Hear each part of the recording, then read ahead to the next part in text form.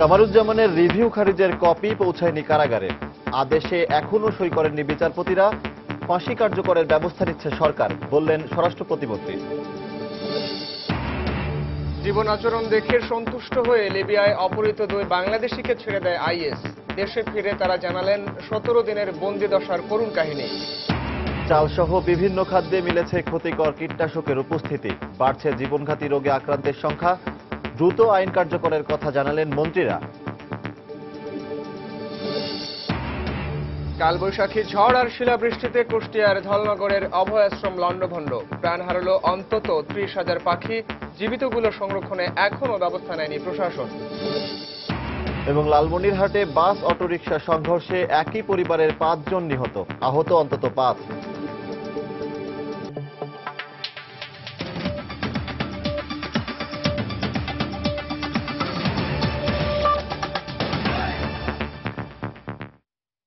বাংলার সময়ের সঙ্গে আছি আমি সাইফুল রুদ্র এবং আমি সজল দাস। মানবতা বিরোধী অপরাধের মামলায় মৃত্যুদণ্ডপ্রাপ্ত জামায়াত নেতা কামরুজ্জামানের রিভিউ আবেদন খারিজের আদেশে এখনও সই করেননি বিচারপতিরা। সোমবার সকালে প্রধান বিচারপতি এস.কে সিনহার নেতৃত্বে 4 সদস্যের বেঞ্চ জামায়াত নেতা কামরুজ্জামানের রিভিউ আবেদনটি খারিজ করে দেন। এরপর গতকালই ফাঁসি কার্যকর হচ্ছে এমন প্রস্তুতির কথা জানা গেলেও গতকাল সন্ধ্যায় সুপ্রিম কোর্টের রেজিস্ট্রার সৈয়দ আমিনুল ইসলাম গণমাধ্যমকে জানান, রিভিউয়ের রায়ে এখনও স্বাক্ষর করেননি সংশ্লিষ্ট 4 বিচারপতি। আজ সই করতে পারেন বলেও জানান তিনি। এর আগে গত বছরের 3রা নভেম্বর জামায়াত নেতা কামরুজ্জামানের মৃত্যুদণ্ড বহাল রেখে রায় দেন আপিল বিভাগ, যা পূর্ণাঙ্গ আকারে প্রকাশিত হলে গত 19 ফেব্রুয়ারি তার মৃত্যু পরোয়ানা কারাগারে পাঠায় ট্রাইব্যুনাল 2। এদিকে রিভিউ আদেশের চূড়ান্ত কপি কারা কর্তৃপক্ষের কাছে না পৌঁছানো জামায়াত নেতা কামরুজ্জামানের ফাঁসি কার্যকরের সুনির্দিষ্ট সময় এখনো পর্যন্ত নির্ধারণ করা যাচ্ছে না বলে জানিয়েছে কারা কর্তৃপক্ষ। যথাযথ আইনি প্রক্রিয়া মেনেই দণ্ড কার্যকরের সব ধরনের প্রস্তুতি কারা কর্তৃপক্ষ নিয়ে রেখেছে বলেও জানানো হয়। সোমবার উচ্চ আদালতে কামরুজ্জামানের রিভিউ আবেদন খারিজ করে মৃত্যুদণ্ড বহাল রাখার সিদ্ধান্তের পরপরই দণ্ড কার্যকরে কারা কর্তৃপক্ষের জোর তৎপরতা শুরু হয়। সকালে দেয়া আদেশের কপি কারা অভ্যন্তরে না পৌঁছলেও দণ্ড কার্যকরের প্রক্রিয়া হিসেবে স্বজনদের সাথে সাক্ষাৎ, কারাগার এলাকার অতিরিক্ত নিরাপত্তা ব্যবস্থাও গ্রহণ করতে দেখা যায় কারা কর্তৃপক্ষকে। সন্ধ্যায় কামরুজ্জামানের স্বজনরা তার সাথে সাক্ষাৎ করে বেরিয়ে যাবার পর কারা কর্তৃপক্ষ জানায়, বিচারপতিদের স্বাক্ষর করা রায়ের কপি হাতে পেলেই দণ্ড কার্যকরে পরবর্তী পদক্ষেপ নেওয়া সম্ভব হবে।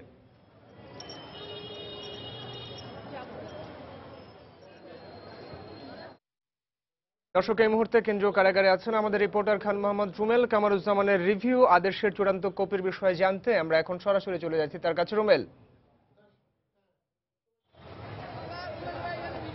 রুদ্র, আপনি যেমনটি বলছিলেন যে কারা কর্তৃপক্ষের কাছে কিন্তু এখনো পর্যন্ত রিভিউ যে আদেশটি সেটি এসে পৌঁছয়নি এবং কারা কর্তৃপক্ষ বলছে যতক্ষণ পর্যন্ত তাদের কাছে এসে আদালতের আদেশের কপি এসে না পৌঁছবে ততক্ষণ পর্যন্ত তারা মৃত্যুদণ্ড কার্যকরের যে প্রক্রিয়াগুলো সেই প্রক্রিয়াগুলো তারা শুরু করতে পারছেন না, সেই প্রক্রিয়াগুলো তারা শুরু করবেন না। তবে কারা কর্তৃপক্ষের সঙ্গে কথা বলে আমরা যেটি জেনেছি যে যখনই আদালতের আদেশের কপি তারা পাবেন তারা প্রক্রিয়া শুরু করবেন। এমনিতেই তারা পুরোপুরি প্রস্তুত রয়েছেন, এমনটাই কারা কর্তৃপক্ষ আমাদেরকে জানিয়েছে। তবে রুদ্র, এখানে একটা বিষয় আমি আপনাকে একটু জানাতে পারি, সেটি হচ্ছে যে এর আগে আপনি জানেন যে বঙ্গবন্ধু হত্যা মামলার একটি ঘটনা ঘটেছিল। তো বঙ্গবন্ধু হত্যা মামলার রায়ের সময় আমরা যেটি দেখেছিলাম যে ওই সময় আসামিরাও কিন্তু রিভিউ আবেদন করেছিল এবং সেই রিভিউ আবেদনটি যেই দিন নিষ্পত্তি হয়ে যায় সেই দিনই একটি আদালতের শর্ট অর্ডার এই কারা কর্তৃপক্ষের কাছে এসে পৌঁছেছিল এবং কারা কর্তৃপক্ষ কিন্তু তখনই ওই রাতেই সেই রায়টি কার্যকর করে ফেলেছিল। কিন্তু এই ক্ষেত্রে আমরা যেটি দেখেছি সেটি তেমনটি হয়নি। এখনো পর্যন্ত রায়ের যে পূর্ণাঙ্গ কপিটি রয়েছে সেইটিতে বিচারপতিরা সই করবেন এবং সেটিতে সই করলে তারপরে সেটি স্বরাষ্ট্র মন্ত্রণালয় হয়ে কারা কর্তৃপক্ষের কাছে আসবে এবং তারপরে হচ্ছে সেই রায় কার্যকরের যে প্রক্রিয়াটি সেইটি শুরু হবে। আর এখানে আপনিও বলছিলেন যে এর আগে গতকালকে সকালবেলাতেই যখন এই কামরুজ্জামানের রিভিউ আবেদনটি নিষ্পত্তি হয়ে যায় তো তখনই কিন্তু আমরা দেখেছিলাম যে এইখানে অর্থাৎ এই কেন্দ্রীয় কারাগারের চারপাশে নিরাপত্তা অত্যন্ত জোরদার করা হয়েছিল এবং সন্ধ্যার পরে আমরা যেটি দেখেছিলাম যে তাদের পরিবারের সদস্যকে ডেকে পাঠানো হয়েছিল এবং কারাগারের চারপাশের রাস্তাতেও কিন্তু যান চলাচল বন্ধ করে দেওয়া হয়েছিল। কিন্তু আজকে সারাদিনই আমরা দেখেছি এবং এখনও দেখছি যে নিরাপত্তা ব্যবস্থা অনেকটাই শিথিল রয়েছে, অর্থাৎ কারাগার এলাকায় স্বাভাবিক যে নিরাপত্তা থাকে সেটি এখন পর্যন্ত বলবৎ রয়েছে, বাড়তি কোনো নিরাপত্তা আর এই এলাকায় নেই। তো রুদ্র, কেন্দ্রীয় কারাগার থেকে আমার কাছে এখন পর্যন্ত এতটুকুই ছিল। দর্শক, রিভিউ আবেদনের চূড়ান্ত কপি কারা কর্তৃপক্ষের হাতে এসে পৌঁছায়নি, সেই খবর জানাচ্ছিলেন আমাদের সহকর্মী খান মোহাম্মদ রুমেল। সর্বোচ্চ আদালতের নির্দেশনা অনুযায়ী জামায়াত নেতা কামারুজ্জামানের ফাঁসি কার্যকরে সরকার সব ধরনের প্রস্তুতি সম্পন্ন করে রেখেছে বলে জানিয়েছেন স্বরাষ্ট্র প্রতিমন্ত্রী আসাদুজ্জামান খান কামাল। দুপুরে সচিবালয়ে সাংবাদিকদের একথা বলেন তিনি। এ সময় তিনি আরও বলেন, রায় কার্যকরকে কেন্দ্র করে আইনশৃঙ্খলা পরিস্থিতির অবনতির কোনো আশঙ্কা নেই। দেশের সর্বোচ্চ আদালত থেকে যে নির্দেশনাটা দিয়েছে সেই নির্দেশনা অনুযায়ী আমরা কাজ করছি। তো শেষ পর্যন্ত আমরা সেই নির্দেশনাটাই ফলো করব। প্রাণ ভিক্ষার ব্যবস্থা যদি লেখা থাকে সেখানেও যাবে। আইনের ভিতরে থেকেই আমরা যা যা করার আমরা করব। আমাদের পুলিশ, আমাদের প্রশাসন, আমাদের বিজিবি সবাই অ্যালার্ট রয়েছে। যদি এই ধরনের নাশকতা কেউ করতে চেষ্টা করে, প্রচেষ্টা নেয়, তাহলে তাৎক্ষণিকভাবে তাকে দমন করা হবে। এদিকে জামায়াত নেতা কামারুজ্জামানের রায়কে কেন্দ্র করে নাশকতা প্রতিরোধে চট্টগ্রামে 15 প্লাটুন বিজিবি মোতায়েন করা হয়েছে। রিজার্ভে রয়েছে আরও 4 প্লাটুন।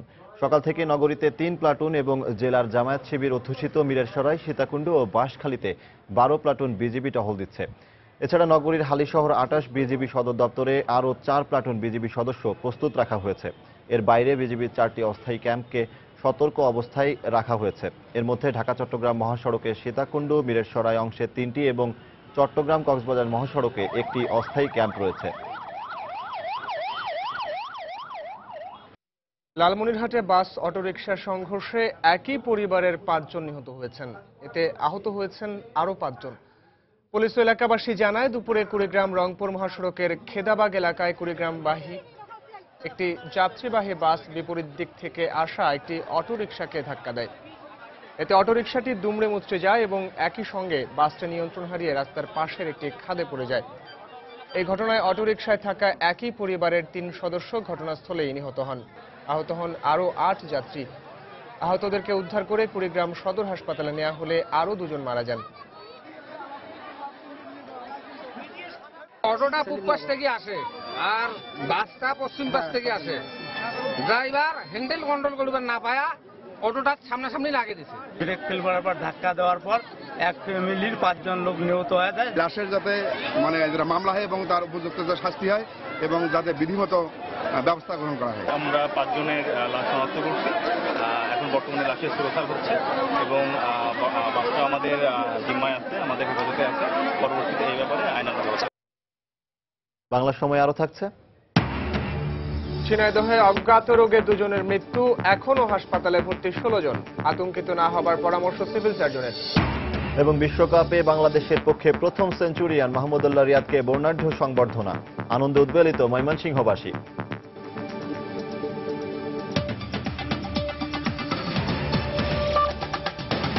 লিবিয়া সরকারের বিরুদ্ধে পরিচালিত হামলার সময় ঘানি তেল ক্ষেত্র থেকে 2 বাংলাদেশিকে তুলে নিয়ে যায় আইএস জঙ্গিরা। এ সময় তাদের সাথে আরও 7 বিদেশিকে ধরে নিয়ে গেলেও মুসলমান পরিচয় নিশ্চিত হয়ে এ 2 বাংলাদেশি সহ ঘানার আরেক নাগরিককে ছেড়ে দেয় তারা। সময় সংবাদকে বন্দি জীবনের বর্ণনা দিতে গিয়ে এসব কথা বলেন লিবিয়া থেকে প্রাণ নিয়ে ফিরে আসা জামালপুরের হেলাল উদ্দিন ও নোয়াখালীর আনোয়ার। জামালপুর প্রতিনিধি জাহাঙ্গীর আলমের তথ্য ছবি নিয়ে জাফর সাদিকের রিপোর্ট।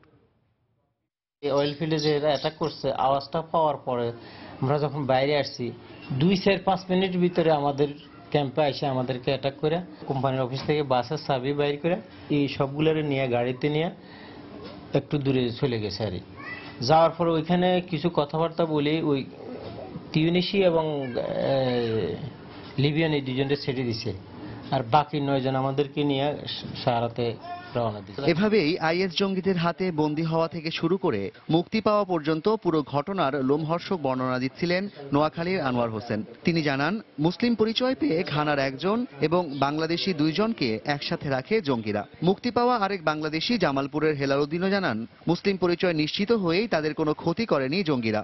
যে লোক মুসলিমের নাম নেই মোহে 7 দিনে 1 দিন নামাজ পড়ে না, ওই লোকটাই কাফের।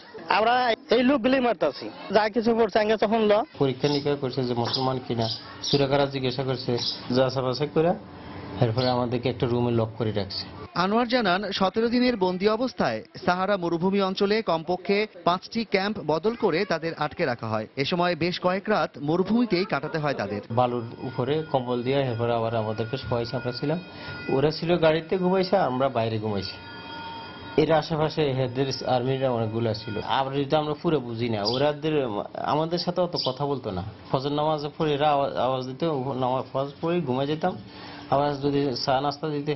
অবশেষে তাদেরকে মুক্ত করে সিরাত শহরের একটি মাদ্রাসায় রেখে আসে জঙ্গিরা। সেখান থেকেই এই দুই বাংলাদেশি দেশের স্বজনদের সাথে মোবাইলে যোগাযোগ করেন। পরে তাদেরকে সেখান থেকে উদ্ধার করে আর্মি হাসপাতালে নিয়ে আসে লিবিয়ার সরকারি বাহিনী। সিরিজ শহরে মাগরিবের পরে ওরা আমাদের একটা মাদ্রাসাতে নিয়ে রেখে আসে। ওখানে মাদ্রাসার ছাত্রের কাছে মোবাইল ছিল, আমরা মোবাইলটা লই আমাদের কোম্পানিতেও জানাইছি, দেশও কল করছি। এর পরের দিন আর্মিদের গাড়ির 5টা গাড়ি মাঝখানে আমাদের গাড়ি আগে পিছিয়ে আমাদেরকে রেখে মিশ্রতা শহরে নিয়ে আসছে। গত 6 মার্চ লিবিয়ার জাল্লা শহরের নিকটবর্তী আল ঘানি তেলক্ষেত্র আক্রমণ করে এই দুই বাংলাদেশি সহ আরো 7 জনকে ধরে নিয়ে যায় আইএস জঙ্গিরা। এদের মধ্যে ছিলেন অস্ট্রিয়ার 2 জন, ফিলিপাইনের 4 জন এবং ঘানার 1 জন। আইএস জঙ্গিদের হাত থেকে মুক্ত দুই বাংলাদেশি গতকাল বিকেল 5টায় লিবিয়া থেকে হযরত শাহজালাল আন্তর্জাতিক বিমানবন্দরে পৌঁছান। জাফর সাদিক, সময় সংবাদ, ঢাকা। শনিবারের কালবৈশাখী ঝড়ের তাণ্ডবে এখনো লণ্ডভণ্ড হয়ে আছে বগুড়ার অধিকাংশ বাড়িঘর। বিদ্যুৎ বিচ্ছিন্ন অবস্থায় রয়েছেন বেশিরভাগ উপজেলার মানুষ। তবে উপজেলাগুলোতে বিদ্যুৎ সংযোগের কাজ চলছে বলে জানিয়েছেন বিদ্যুৎ বিভাগের ঊর্ধ্বতন কর্মকর্তা। এদিকে সকালে সদর উপজেলায় নিহত 4 ও আহত 6 জনের পরিবারের মাঝে নগদ 60,000 টাকা করে তুলে দিয়েছেন স্থানীয় সংসদ সদস্য নুরুল ইসলাম ওমর। এর আগে শহীদ জিয়াউর রহমান মেডিকেল কলেজ হাসপাতালে চিকিৎসাধীন আহতদের দেখতে যান তিনি।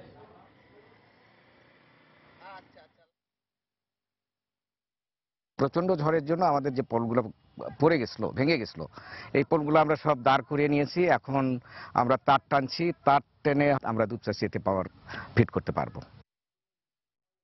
কুষ্টিয়ায় গত রোববার রাতে বয়ে যাওয়া কালবৈশাখী ঝড়ে ক্ষতিগ্রস্ত এলাকায় এখনো পৌঁছেনি সরকারি ত্রাণ সহায়তা। মাত্র 1 ঘন্টার এই ঝড়ে ক্ষতিগ্রস্ত হয় কুমারখালী উপজেলার চাঁদপুর ও পান্টি ইউনিয়নের 3টি গ্রাম। বিধ্বস্ত হয় 1,500 ঘরবাড়ি ও অসংখ্য গাছপালা, আর নষ্ট হয় ফসলি জমি। এছাড়া বিদ্যুতের খুঁটি উপড়ে পড়ায় সেখানে গত 2 দিন ধরে বন্ধ রয়েছে বিদ্যুৎ সংযোগ। এতে চরম বিপাকে পড়েছেন এবারের এইচএসসি পরীক্ষার্থীরা। এ অবস্থায় প্রশাসনের পক্ষ থেকে দ্রুত পদক্ষেপ গ্রহণের দাবিও জানিয়েছেন স্থানীয়রা।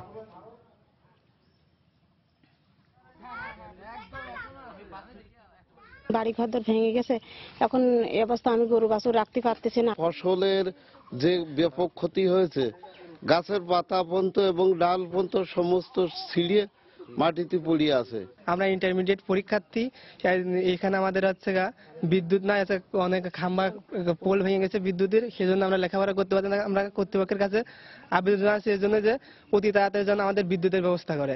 আমাদের প্রশাসন প্রতিনিয়ত এটা মনিটরিং করছে এবং আমরাও মাঠে আছি, দেখছি, এবং মানুষ যাতে এই দুর্যোগ, এই ক্ষতি খুব দ্রুত কাটিয়ে উঠতে পারে সরকারের সহযোগিতায়, আমরা সেই ব্যবস্থা নিচ্ছি।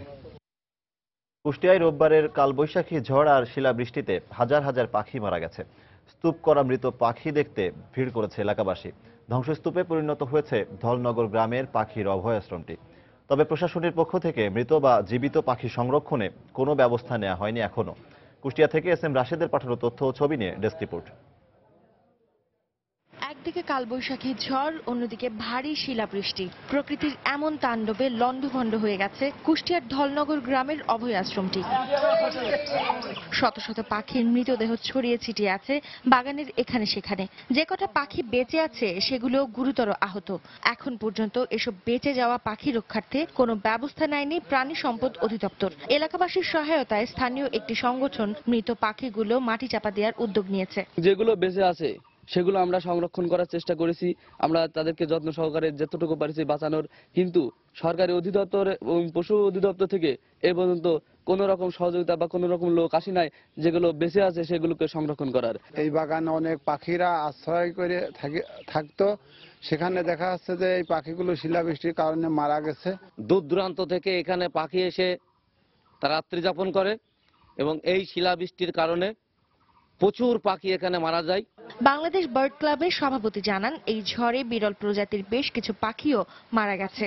এই ঝড়ে যে পাখিগুলো মারা গেছে বেশিরভাগই ভাত শালিক, গো শালিক, ঝুটি শালিক, এবং আরো দেখতে পাওয়া গেল যেটা চেস্টনাট বি ইটার।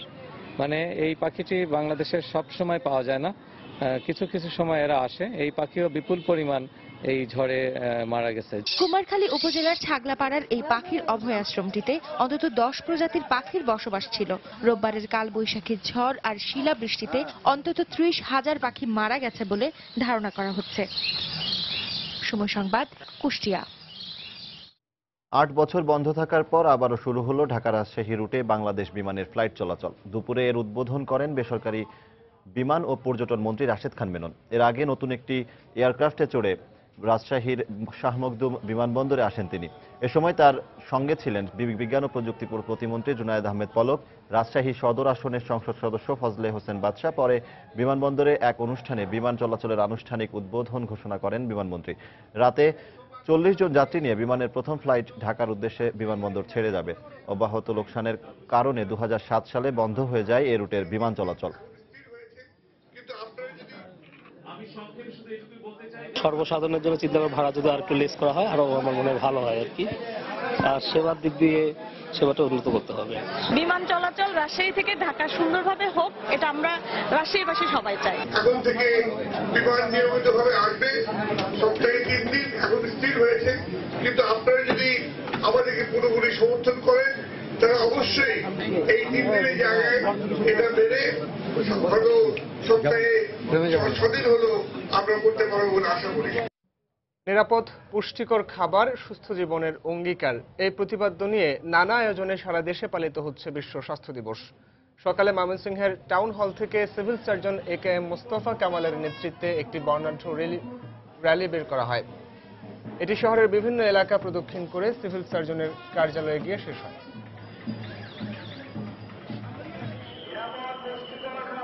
ব্রাহ্মণবাড়িয়া জেলা সদর হাসপাতালের সামনে থেকে সকালে র্যালি বের করে স্বাস্থ্য বিভাগ। এটি শহরের প্রধান প্রধান সড়ক প্রদক্ষিণ করে শরৎ মঞ্চে গিয়ে শেষ হয়। পরে সেখানে আলোচনা সভা অনুষ্ঠিত হয়। এদিকে ফেনীর সদর হাসপাতালের সামনে থেকে একটি র্যালি বের হয়ে বিভিন্ন সড়ক প্রদক্ষিণ করে সিভিল সার্জন মোহাম্মদ ইউসুফের সভাপতিত্বে অনুষ্ঠিত আলোচনা সভায় জেলার নানা শ্রেণী পেশার মানুষ উপস্থিত ছিলেন। এছাড়া মাদারীপুর, পাবনা, পঞ্চগড়, গাজীপুর, মেহেরপুর সহ সারা দেশে র্যালি এবং আলোচনা সভার মধ্য দিয়ে বিশ্ব স্বাস্থ্য দিবস পালিত হচ্ছে। এবার খাবারে মাত্রাতিরিক্ত কীটনাশকের উপস্থিতি নিয়ে সময়ের বিশেষ রিপোর্ট। চালসহ প্রধান প্রধান খাদ্য সামগ্রীতে সীসা ও ক্ষতিকর মাত্রার কীটনাশকের উপস্থিতি পেয়েছে বাংলাদেশ কৃষি গবেষণা ইনস্টিটিউট। সংস্থাটির গবেষণায় ব্যবহৃত বিভিন্ন সবজির 23% এবং শুটকির 74%ই ক্ষতিকর কীটনাশকের অস্তিত্ব পেয়েছেন বিশেষজ্ঞরা। তাদের মতে এসব খাদ্য গ্রহণে কিডনি ও যকৃৎ নষ্ট হওয়া, অস্থিমজ্জার কার্যকারিতা হারানো সহ গর্ভবতী মায়েদের প্রতিবন্ধী শিশু জন্মদানের আশঙ্কা রয়েছে। এদিকে নিরাপদ খাদ্য নিশ্চিত করতে যত দ্রুত সম্ভব আইন কার্যকরের কথা জানিয়েছেন সংশ্লিষ্ট মন্ত্রীরা। বিশ্ব স্বাস্থ্য দিবস উপলক্ষে প্রসূন আশিসের রিপোর্ট। কীটনাশকের সঠিক ব্যবহার করে বিষমুক্ত খাদ্য সামগ্রী উৎপাদনের লক্ষ্যে ফল, শাকসবজি ও মাছের উপর নিয়মিত গবেষণা করে থাকে বাংলাদেশ কৃষি গবেষণা ইনস্টিটিউট। সম্প্রতি প্রতিষ্ঠানটির একদল গবেষক বিভিন্ন প্রকার সবজি ও শুটকিতে ক্ষতিকর মাত্রায় কীটনাশকের উপস্থিতি পেয়েছেন।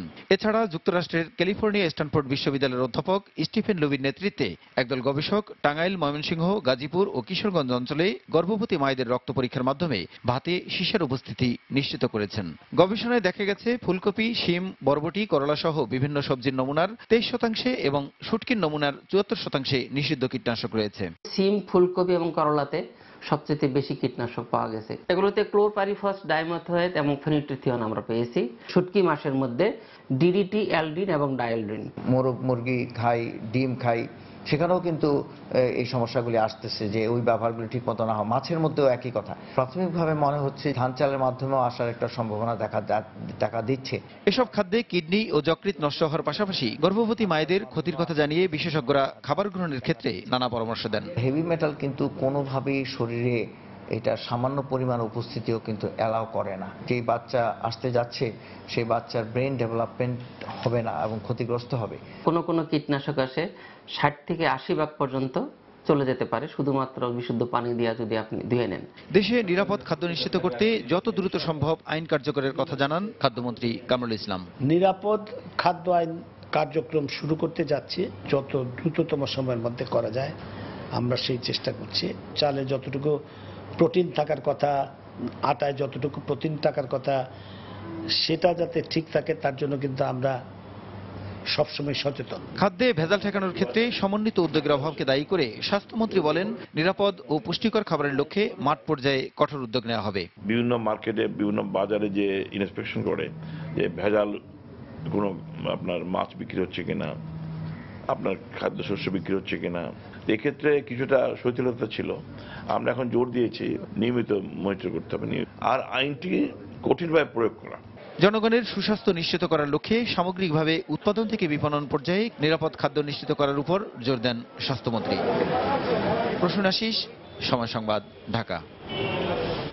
ঝিনাইদহে অজ্ঞাত রোগে দুজনের মৃত্যু হয়েছে, আর এ রোগে আক্রান্ত হয়ে হাসপাতালে চিকিৎসাধীন রয়েছেন আরও 16 জন। সিভিল সার্জন ও কর্তব্যরত চিকিৎসকরা জানান, গত 29 মার্চ মহেশখালী উপজেলার সামন্তা ও কোলো গ্রামের মানুষ এ রোগে আক্রান্ত হন। শিশু বৃদ্ধ সহ আক্রান্ত 18 জন প্রথমে উপজেলা স্বাস্থ্য কমপ্লেক্সে ভর্তি হয়। পরে সেখান থেকে 30 মার্চ আসমা নামে একজন মারা যান। তার দুদিন পরই একই রোগে আক্রান্ত হন এনামুল হক। তিনিও চিকিৎসাধীন অবস্থায় যশোর মেডিকেল কলেজ হাসপাতালে মারা যান। এছাড়া আক্রান্ত বাকি 16 জনকে ঝিনাইদহ সদর হাসপাতালে নিবিড় পর্যবেক্ষণে রাখা হয়েছে। এদিকে আক্রান্তদের সবাই জ্বর, কাশি, কোমরে ব্যথা ও শরীরে পক্স নিয়ে হাসপাতালে ভর্তি হয়েছেন বলে জানিয়েছেন সিভিল সার্জন। এর মধ্যে সকালে ঢাকার মহাখালীর IEDCR এর 5 সদস্যের টিম সদর হাসপাতালে পৌঁছে অজ্ঞাত এই রোগ নির্ণয়ে কাজ শুরু করেছেন। তবে এই ঘটনায় মানুষের আতঙ্কিত হবার কিছু নেই বলেও আশ্বস্ত করেছেন সিভিল সার্জন।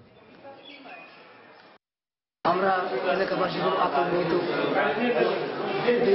কি রোগ আমরা জানতে চাচ্ছি। রক্ত বা কফের নমুনা এবং অন্যান্য পরীক্ষা নিরীক্ষা আমরা করতেছি। এই পরীক্ষা নিরীক্ষার ভিত্তিতে হয়তো আমরা পরে আমরা কিন্তু এখন আমরা এই মুহূর্তে প্রাথমিক পর্যায়ে আছি এবং তথ্যপত্র সংগ্রহ করতেছি।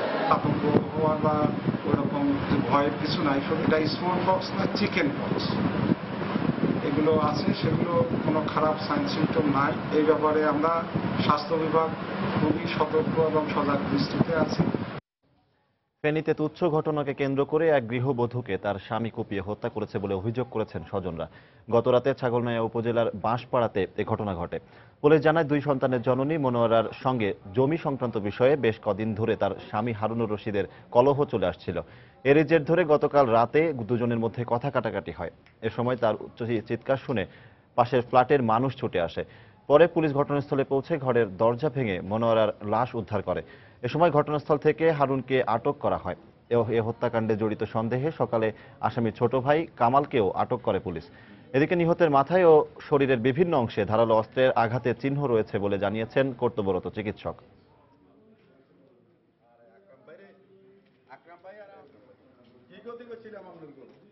ভাইটাই সবাই মিলে ওই যে সবসময় টর্চারিং করতো আমার আপুরে। কালকে সন্ধ্যার সময় ধরছে, 9টার দিকে যাই হঠাৎ করে আমার আপুরে রুমের ভিতর ঢুকাইয়ে বন্ধ করে দিয়ে বলতেছে কি সাংবাদিক ডাক, পুলিশ ডাক। এরপর হঠাৎ করে এই ঘটনা করে ফেলছে আর কি। ভিকটিমের পোস্টমর্টেম করার সময় ওনার মাথায় এবং মুখে এবং গলার উপরের অংশে বাম দিকে অনেকগুলো আঘাতের চিহ্ন আছে এবং মাথার দিকের কতগুলো হাড় মুখে এবং মাথায় আঘাতের কারণে ওটা ভেঙে গেছে। ওয়াইফকে বেডরুমের ভিতরে আটক করে অনেকক্ষণ ওই ভদ্রমহিলা চিৎকার করে, তার বাইরে উপস্থিত ছিল, কেউ আগায় যায়নি। পরবর্তীতে পুলিশ এসে দরজা ভেঙে ওকে রক্তাক্ত অবস্থায় মৃত অবস্থায় উদ্ধার করে এবং ঘটনাস্থল থেকে আসামিকে গ্রেপ্তার করে। এলাকার লোকজনও বলেছে যখন ওই মহিলা চিৎকার দিতেছে তার বাইরে বাইক থেকে কোনো লোককে এই বাসায় ঢোকার জন্য দেয় না। চট্টগ্রাম সিটি কর্পোরেশন নির্বাচনে মেয়র প্রার্থী মঞ্জুর আলমের পক্ষে গণসংযোগ করেছেন বিএনপির ভাইস চেয়ারম্যান আব্দুল্লাহ আল নোমান। বিকেলে দলীয় নেতাকর্মীদের নিয়ে নগরীর হালি শহরের নয়াবাজার এলাকায় আসেন তিনি।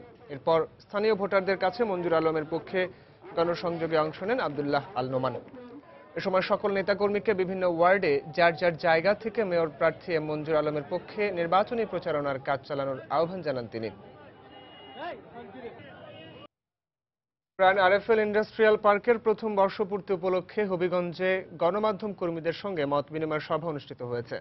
সকালে ইন্ডাস্ট্রিয়াল পার্কের হলরুমে এই সভার আয়োজন করা হয়। মত বিনিময় সভায় পার্কের ঊর্ধ্বতন কর্মকর্তা ও জেলায় কর্মরত গণমাধ্যম কর্মীরা উপস্থিত ছিলেন। এ সময় পার্কের মহাব্যবস্থাপক হাসান মঞ্জুরুল হক জানান, গত 1 বছরে ইন্ডাস্ট্রিয়াল পার্কে 10,000 লোকের কর্মসংস্থান হয়েছে।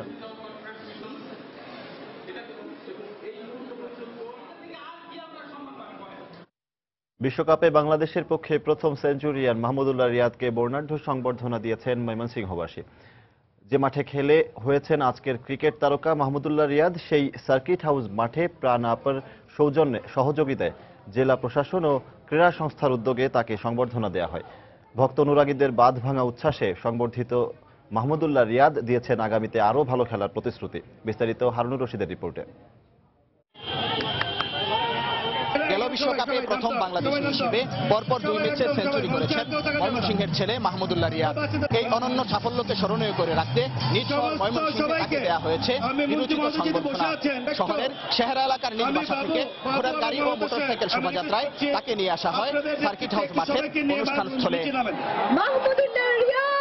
প্রিয় টাইগারকে এক নজর দেখতে মাঠে ছিল উপচে পড়া ভিড়। ভক্ত অনুরাগীদের উচ্ছ্বাস আর ভালোবাসায় সিক্ত মাহমুদুল্লাহ রিয়াদ দেন আগামীতে আরো ভালো করার প্রতিশ্রুতি। ক্রিকেটে প্রথম সেঞ্চুরি করে নিজেই ইতিহাস হয়েছে। সামনে একটা বড় খেলা আছে পাকিস্তান সিরিজ, ইনশাআল্লাহ আপনারা সবাই আমাদের জন্য দোয়া করবেন, আমাদের দলের জন্য, যেন আমরা আরো ভালো খেলতে পারি দেশের জন্য, এবং আমার জন্য স্পেশালি দোয়া করবেন। আপনাদের কাছে দোয়া চাচ্ছি যেন ময়মনসিংহের হয়ে আরো ভালো পারফর্ম করতে পারি ইনশাআল্লাহ। ঘরের ছেলে মাহমুদুল্লাহর এমন সাফল্যে গর্বিত তার নিজ এলাকার মানুষেরা। জানান মাহমুদুল্লাহর জন্য শুভকামনা। মাহমুদুল্লাহ রিয়াদ আমাদের ময়মনসিংহের ছেলে, তাকে দেখতে পেয়ে মনের অনুভূতিটা প্রকাশ করতে পারতেছি না, অনেক ভালো লাগতেছে। মাহমুদুল্লাহ রিয়াদ আরো খেলুক, আমাদের ময়মনসিংহ ডিস্ট্রিক্টকে আরো এগিয়ে নিয়ে যাক। আমরা চাই আমাদের ময়মনসিংহ গৌরব আরো অর্জন করুক, আরো অনেক বড় হোক। খুবই খুশি এবং আমরা এত বড় অনুষ্ঠানে আসতে পারি, আরো বেশি খুশি হয়েছি। আমরা সবাই চাই মাহমুদুল্লাহ ভাইয়ের জন্য, ভাইয়ের মতো আমরা সবাই যেন আরো ভালো করে দিতে পারি। এই প্রত্যাশা আমাদের সকলের মাঝে আছে। আমরা রিয়াদ ভাইয়ের মতো অনেক বড় ক্রিকেটার হতে চাই ইনশাআল্লাহ। শিক্ষা সংস্কৃতির শহর হিসেবে পরিচিত ময়মনসিংহকে নতুনভাবে বিশ্বের দরবারে পরিচিত করেন মাহমুদুল্লাহ রিয়াদ। আগামীতেও এই ধারা অব্যাহত রাখবে এমনটাই প্রত্যাশা ময়মনসিংহবাসীর। সার্কিট হাউস মাঠ থেকে হারুনুর রশিদ, সময় সংবাদ, ময়মনসিংহ। বাংলা সময়ের পর্যায়ে শীর্ষ সংবাদ জানিয়ে দিচ্ছি আরেকবার। কামরুজ্জামানের রিভিউ খারিজের কপি পৌঁছায়নি কারাগারে। আদেশে এখনো সই করেননি বিচারপতিরা। ফাঁসি কার্যকরের ব্যবস্থা নিচ্ছে সরকার, বললেন স্বরাষ্ট্র প্রতিমন্ত্রী। জীবন আচরণ দেখেই সন্তুষ্ট হয়ে লিবিয়ায় অপহৃত 2 বাংলাদেশিকে ছেড়ে দেয় আইএস। দেশে ফিরে তারা জানালেন 17 দিনের বন্দি দশার করুণ কাহিনী। চাল সহ বিভিন্ন খাদ্যে মিলেছে ক্ষতিকর কীটনাশকের উপস্থিতি। বাড়ছে জীবনঘাতী রোগে আক্রান্তের সংখ্যা। দ্রুত আইন কার্যকরের কথা জানালেন মন্ত্রীরা। কাল বৈশাখী ঝড় আর শিলাবৃষ্টিতে কুষ্টিয়ার ধলনগরের অভয় আশ্রম লণ্ডভণ্ড।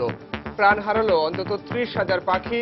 জীবিতগুলো সংরক্ষণে এখনো ব্যবস্থা নেয়নি প্রশাসন। এবং লালমনিরহাটে বাস অটোরিকশা সংঘর্ষে একই পরিবারের 5 জন নিহত, আহত অন্তত 5। দর্শক, এই ছিল বাংলা সময়। যে কোনো খবর পেতে ভিজিট করুন সময়নিউজ.tv। এছাড়া এইমাত্র পাওয়া খবর আপনার মোবাইলে পেতে SMS করুন *BN লিখে পাঠিয়ে দিন 16242 নম্বরে। সঙ্গে থাকুন সময়ের।